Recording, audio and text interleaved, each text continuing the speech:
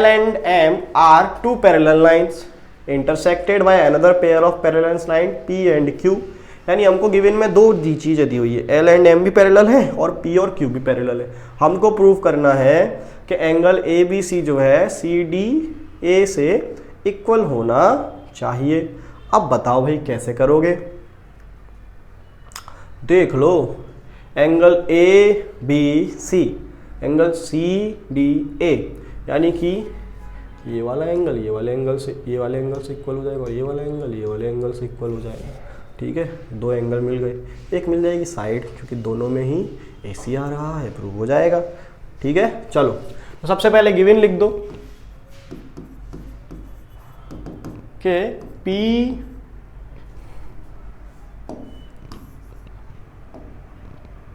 के line P parallel to Q and L parallel to M। ठीक है, तो भाई दो लाइन पैरेलल्स हैं, तो टू प्रूफ। जब दो लाइंस पैरेलल होंगी, देख लो जैसे कि P और Q लाइन पैरेलल्स है, तो जो AC है वो क्या बन गई? ट्रांसवर्सल बन गई कि नहीं बन गई? बन गई कि नहीं बन गई ट्रांसवर्सल? तो क्या लिख दोगे? AC is a transversal.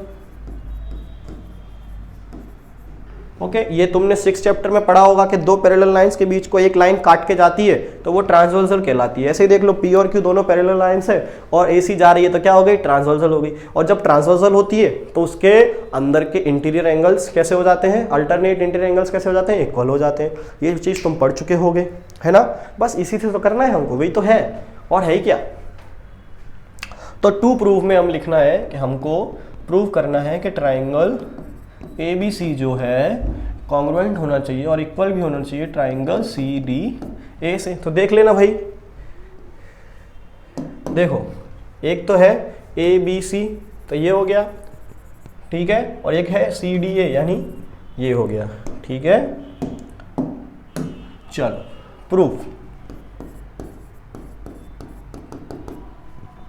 अब प्रूफ ले लो कि सबसे पहले हमको पता है कि ये दोनों लाइन पैरेलल है, वो हमने लिख दिया है, तुम्हें बार बार लिखने की जरूरत नहीं है। तो देखो, अब मैं बता सकता हूं कि जो एंगल A है, ये वाला जो एंगल है वो इस वाले एंगल से इक्वल होगा। अल्टरनेट इंटीरियर एंगल्स कैसे लिखोगे? BAC, angle BAC is equal to angle DCA।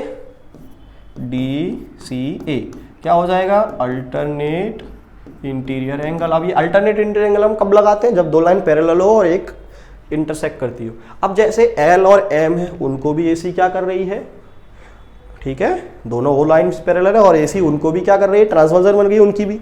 तो भाई AC दोनों में कॉमन ट्रांसवर्सल बन रही है। हाँ सर, कॉमन बन गया, यानी कि देखो AC एक लाइन मिल गई, तो AC is equal to AC क्या हो गया? कॉमन हो गया। अरे बाबा, क्या हो गया? कॉमन। चलो अब देखो, ये वाला जो एंगल होगा वो इस वाले एंगल से भी तो इक्वल हो जाएगा। अल्टरनेट इंटीरियर एंगल्स है। क्या बात है भाई सर, क्या बात है। यानी कि angle BCA is equal to angle DAB। Okay, ये भी क्या हो जाएगा? Alternate interior angles. So triangle ABC congruent to triangle CDA by angle side angle यानी ASA। प्रूव्ड हो गया, चमत्कार। मैं हूं जादूगर। I am here, no fear। हमारा गुस्सा है जैसे प्रकोप का झरना। भैया मैथ्स को भी पढ़ेगा, हमसे डरना। थोड़ी बहुत लाइनें मार लेता हूँ, और किसी पे लाइन नहीं मार पाता, इसके लिए यही लाइनें मार लेता हूँ। चलो तो line L is the bisector of angle A and B is any point on L। तो भाई जो लाइन L है वो एंगल A और, ठीक है, एंगल A की बाइसेक्टर है, यानी एंगल A को दोनों पार्ट्स में डिवाइड करती है भैया। और BP एंड BQ परपेंडिकुलर्स हैं। Okay, from B to the arms of A, so that triangle APB congruent होना चाहिए ट्राइंगल AQB से, BP इज इक्वल टू होना चाहिए BQ और B is equidistance from the arms of angle A। तीन चीजें, हम दो चीजें हमको इक्वल करनी है, प्रूव करनी है, सॉरी इक्वल भी बोल ही सकते हो। तो तुमको कैसे प्रूव करोगे सर? एक तो ये दोनों बाइसेक्ट है, यानी दोनों एंगल इक्वल। एक सर ये वाला एंगल और ये वाला एंगल 90 डिग्री है। और तीसरा सर जब हमने लिया APB और लिया AQB, यानी कि AB तो दोनों में सेम आ रहा है, कॉमन। हो गया प्रूफ? हाँ सर हो गया। सर पेन तो बदल लो, बदल लेते हैं, बढ़िया सी पेन लेते हैं रे बाबा। चलो तबीयत ठीक हो जाने तो फिर देखो कैसे पढ़ाता हूँ मस्त। गिवन अभी अच्छा पढ़ा रहा हूँ, पर थोड़ी आवाज़ थोड़ी कम है, कॉमेडी थोड़ी कम है, फन कम है। फन के साथ पढ़ने में मज़ा कुछ और आता है, पर थोड़ा फन अभी कर नहीं पा रहे हैं। गिवन देख लो भैया, हमको दिया हुआ है कि जो लाइन L है वो बाइसेक्टर है A की, यानी कि line L is bisector of angle A। Line L क्या है भाई? एंगल A की बाइसेक्टर है। पसीना आ रहा है पर AC नहीं चला सकते हैं, नहीं चला सकते भैया, बिजली बचाओ, save energy and save your fever. चलो अगर A की बाइसेक्टर है यानी कि एंगल PAB, पहले लिख दो ना, एंगल PAB इक्वल हो जाएगा एंगल किससे? QAB से, है ना। चलो टू प्रूव, दो चीजें प्रूव करनी है सर हमको, दो चीजें प्रूव करनी। पहली वाली लिख लो कि ट्राइंगल APB कॉन्ग्रुएंट होना चाहिए ट्राइंगल AQB से। सर चलो प्रूफ ले लेते हैं भैया। सर प्रूफ लेते हैं, सबसे पहले हमको किससे प्रूव करना है? दो एंगल है एक साइड, यानी ASA से प्रूव करना है। तो सबसे पहले A एंगल लिख दो कि angle PAB is equal to angle QAB। क्या है भाई? L is the bisector of angle A, वरना लिख सकते हो प्रूव्ड अबव, गिवन में ही प्रूव कर दिया था हमने, ठीक है। सेकेंड AS, S लेना है, तो भाई देखो दोनों में AB और AB आ रही है, तो AB is equal to AB। क्या लिख दोगे सर? कॉमन लिख देंगे सर। तीसरा एंगल कौन सा ले लोगे कि एंगल जो Q है वो एंगल P से इक्वल है, क्योंकि ईच 90 डिग्री, हर कोई 90 डिग्री का है इसके लिए। ओके सो डिवाइड करना पड़ेगा। अरे A भी कट गया भाई, बाइसेक्टर है इसके लिए कट दिया है, मैं मजाक कर रहा हूँ, गलती से हो गया। चलो सो बजरंगबली बचा ले मुझे।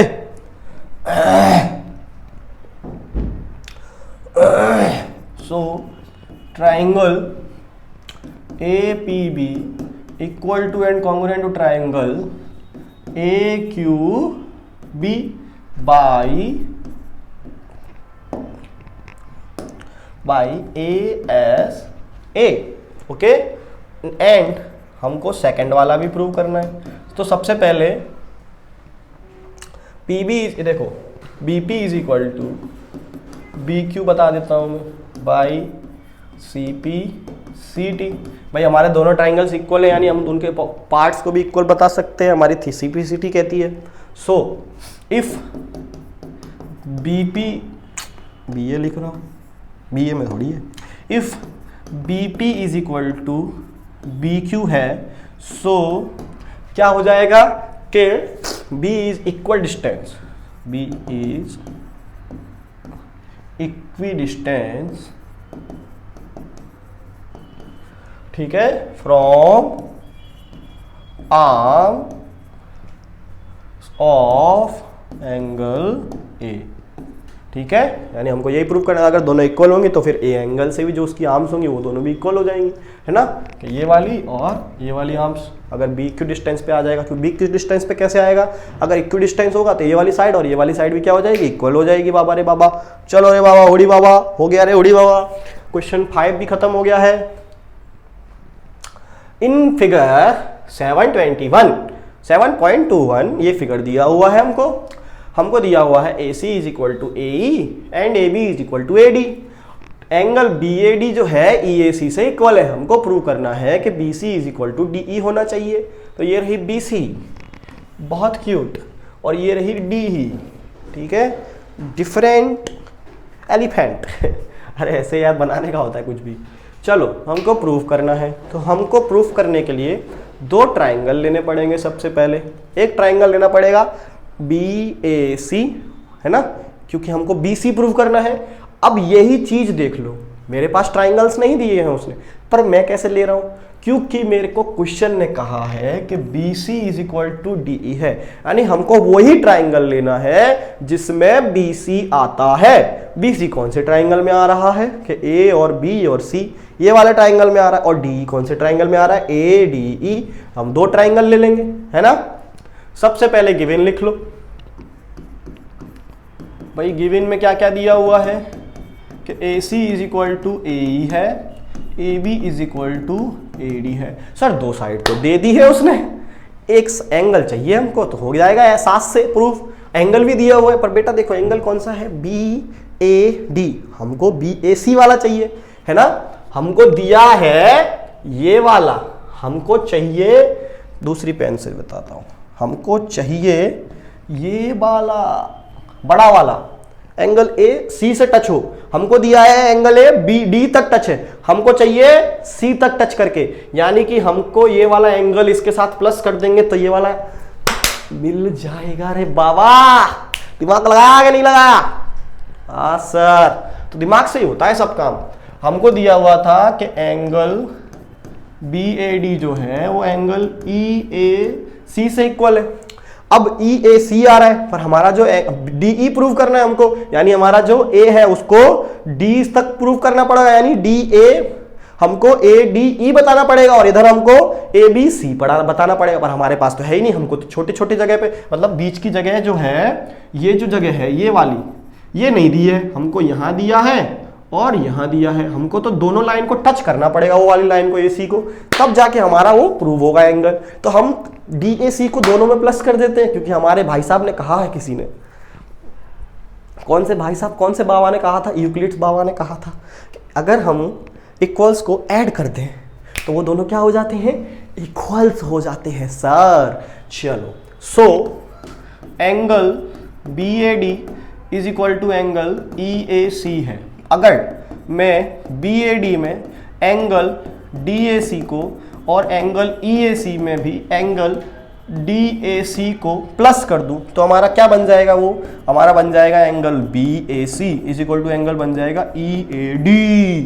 अब देख लो सर, यही ट्राइंगल लेने हैं हमको, ABC तो BAC, DEA तो DEA। आ गया ना। हमको ट्राइंगल्स कौन से लेने हैं, कौन सी चीज प्रूफ करनी है। ये लोग साले इतना एडवर्टाइजमेंट करते हैं।